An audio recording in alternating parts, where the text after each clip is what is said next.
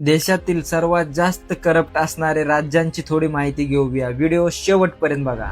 Number 6 Karnataka. इथल्या 63% लोकांचं म्हणणे आहे की पैसे दिल्याशिवाय सरकारी काम कोणतेच होत नाही. आणि नंबर 5 वर आहे तेलंगणा.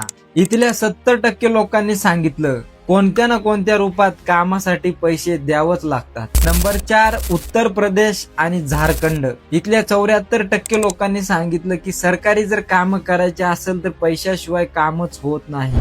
आणि नंबर 3 बिहारचा आकडा तर जास्तच आहे. इथल्या 75% लोकांनी सांगितलं की आमच्या बिहारमध्ये एकापेक्षा एक कलाकार बसलेला आहे मोठ्यातल्या मोठ्या पोस्टवर.